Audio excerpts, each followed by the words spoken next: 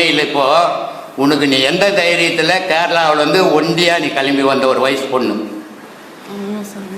இப்படியாவது உங்களை பார்த்துடணும், அந்த அந்த ஆர்வம், அந்த வெறி இதானே உங்களை நீங்கள் கொண்டாந்து விட்டுது. ஒரு உணரமாக வந்துக்கிறாங்க திருவனந்தபுரத்துலேருந்து, கேரளாலேருந்து, அந்தமா வயசானவங்க. அவங்க எங்கேயாவது வண்டியில் உட்காந்து வந்தோட யாரும் ஒன்றும் சொல்ல போகிறதில்ல. ஆனால் நீ ஒரு சின்ன பொண்ணு, நீ வரணுன்னா ரொம்ப கடினம்.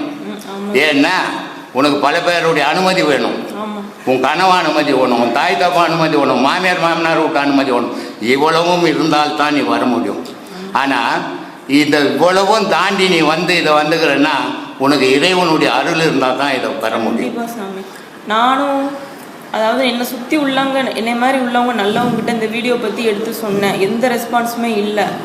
அதுக்கடுத்து நான் வந்து அதை நிப்பாட்டிட்டேன், சொல்ல வேணாம், வீடியோ அனுப்புறதோடு சரி. எதுக்கு அப்படின்னா அவங்களுக்கு வந்து அந்த புரிதல் வந்து தெரியல, உங்களோட அருமை வந்து அவங்களுக்கு தெரியல. இப்போ எனக்கு என்ன மாதிரி உள்ள என்ன முன்னாடி உங்கள் சீடர்களுக்கு தெரியுது அப்படின்னா அவங்க போன ஜென்மத்தில் பண்ண புண்ணியம், நான் ஏதோ புண்ணியம் பண்ணியிருக்கேன், அதனால் இங்கே வர முடிஞ்சது. நீ ராத்திரி என்கிட்ட தற்கொலை பண்ணிக்கிற நிலைமைக்கு நான் போயிட்டேன் அப்படின்னும் போது ரொம்ப வருத்தப்பட்டேன். ஏன்னு சொன்னால் அந்த மாதிரி முடிவு எடுக்கிறான். மரணம்ன்றது இயற்கையாக வரணும், இறைவனாக தரணும். ஆனால் நம்மளா தேர்ந்தெடுக்கக்கூடாது. கண்டிப்பாக அது தேர்ந்தெடுத்தோம்னா அது முட்டாள்தான்.